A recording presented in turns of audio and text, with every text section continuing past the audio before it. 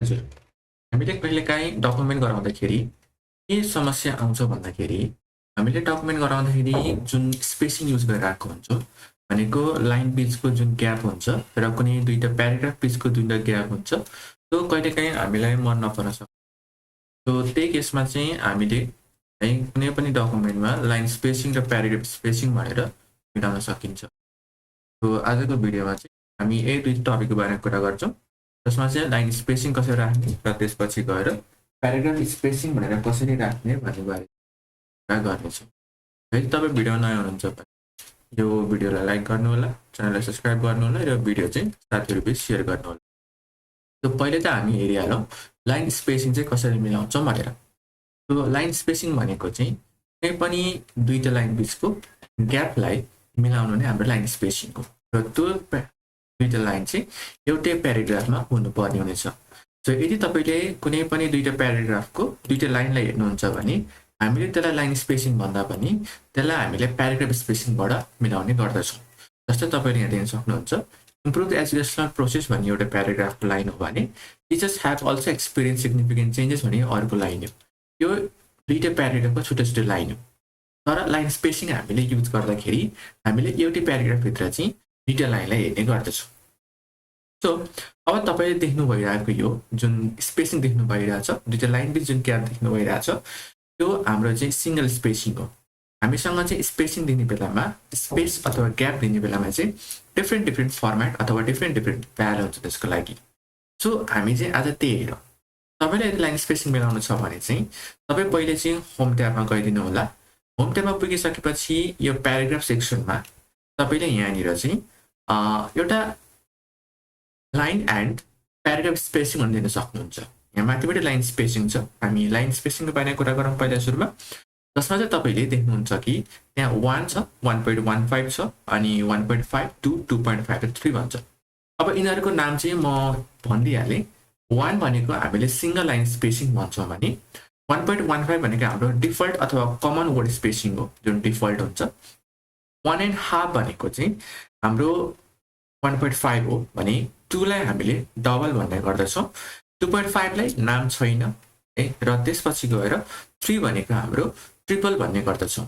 यसरी हाम्रो चाहिँ डिफ्रेन्ट लाइन स्पेसिङको नामहरू छन् र बेसिकली युज हुने भनेको चाहिँ हाम्रो 1, 1.5 र 2 चाहिँ हामीले अलि बढी युज हुन्छ भनेको 1 र 1.5 लाइन स्पेसिङ र डबल लाइन स्पेसिङ चाहिँ हाम्रो अलि बढी नै युज हुने खाले लाइन स्पेसिङ। हेरौँ यिनीहरू काम कसरी गर्छन् त। अब पहिले त तपाईँले लाइनहरूलाई सिलेक्ट गर्नु होला।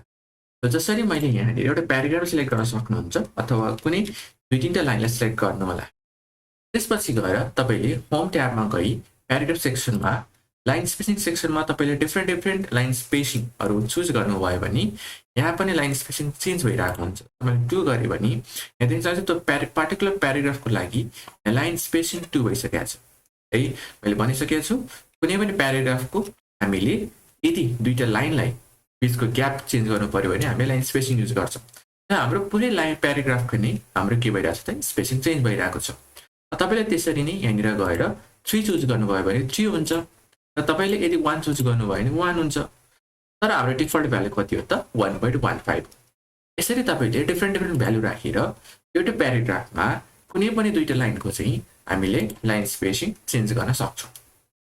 त्यसपछि गएर यदि तपाईँलाई अझै प्याराग्राफ स्पेसिङ भन्ने कुरा पनि चेन्ज गर्नु छ भने र कहाँनिर युटिलाइज हुन्छ भन्दाखेरि तपाईँको दुईटा प्याराग्राफ बिच चाहिँ स्पेस राख्नु पर्यो है। जस्तै मानौँ यहाँनिर हामीसँग एउटा प्याराग्राफ छ, यहाँनिर हाम्रो अर्को प्याराग्राफ छ। अब मैले त यो प्याराग्राफ सिलेक्ट गर्छु। जस्तै मलाई यो दुईटा प्याराग्राफ बिच चाहियो है, म यो दुईटा प्याराग्राफ सिलेक्ट गर्छु। होम ट्याबमा अहिले ठाउँमा प्याराग्राफ सेक्सनमा यहाँनिर लाइन एन्ड प्याराग्राफ स्पेसिङ भन्ने ठाउँ हुन्छ। यसमा गएर चाहिँ तपाईँले and remove space after paragraph भनिरहेको छ है, अथवा तपाईँले मैले पहिले त रिमुभ गरिदिइहालेँ यो दुईटा बिचको स्पेस। लुक हेर्न सकिन्छ अलिकति ग्याप आइरहेको छ। तपाईँले एड गर्नुभयो भने तपाईँको यो प्याराग्राफ बिच चाहिँ के भइरहेछ नि यहाँनिर ग्याप आइरहेछ है। यदि तपाईँले कुनै पनि प्याराग्राफ पछाडि जस्तै मानौँ एक्चुअली हेरिहालौँ है त के भइरहेछ यहाँनिर। जस्तै मानौँ मैले प्याराग्राफमा सिलेक्ट गरेँ, त्यसपछि गएर मैले add space before after paragraph भन्यो भने यो प्याराग्राफ पछाडिपट्टि के भइरहेछ लाइन स्पेसिङ आइरहेछ भने मलाई यो जुन सेकेन्ड प्याराग्राफको अगाडिपट्टि यदि स्पेसिङ राख्नु छ, प्याराग्राफ स्पेसिङ राख्नु छ भने चाहिँ मैले यहाँनिर एड स्पेस बिफोर प्याराग्राफ गरेँ भने त्यो प्याराग्राफ अगाडिपट्टि चाहिँ स्पेसिङ रहनेछ। यसरी हामीले प्याराग्राफ स्पेसिङ पनि राख्न सक्छौँ। र यदि तपाईँलाई अझै अप्सन बढी चाहियो भने यहाँनिर लाइन स्पेसिङ अप्सन भनेर हुन्छ। यहाँ गएर तपाईँले कुनै पनि प्याराग्राफहरूको स्पेसिङहरू सबै मिलाउन सक्नुहुन्छ। जस्तै यहाँनिर दिन सक्नुहुन्छ सिंगल, 1.5, डबल, एटलिस्ट है, एटलिस्ट पनि कति स्पेसिङ चाहियो। जस्तै हामीलाई कहिलेकाहीँ है धेरै थोरै हुन सक्छ, सो एक्ज्याक्टली कति चाहियो अथवा मल्टिपल अफ कति चाहियो हामीले सबै कुरो यहाँनिर युटिलाइज गर्न सक्छौँ। र त्यसपछि गएर हामीले प्याराग्राफ पुरा गर्छौँ भने don't add space between paragraph style गर्दा हामीले प्याराग्राफ स्पेसिङ पनि यहाँनिर युटिलाइज गर्न सक्छौँ। तर माथिपट्टि यहाँ बिफोर आफ्टर भनेर यो प्याराग्राफ स्पेसिङको भ्यालुहरू आफैले पनि दिन सक्छौँ। जस्तै मानौँ मैले बिफोरको मैले यहाँनिर 17 भनेर राखेँ भने यहाँ दिन सकिन्छ कुनै पनि लाइन स्पेसिङको हामीले सबै कुरो कन्ट्रोल गर्न सक्छौँ। गरे हामीले यहाँबाट भने तपाईँको अलिकति डिफ्रेन्ट आउँछ है, किनकि मेरो अलिक छुट्टै वर्ड भएको हुनाले ब्राउजर फर्मेट भएको हुनाले छुट्टै छ, तपाईँको अलिक फरक आउन सक्छ। गर्ने तरिका एउटै हो। होप तपाईँलाई लाइन स्पेसिङ र प्याराग्राफ स्पेसिङ बुझ्नुभयो होला। त्यसलाई धन्यवाद। र जानुभन्दा पहिला भिडियोलाई लाइक र च्यानललाई सब्सक्राइब गर्न चाहिँ नभुल्नु होला।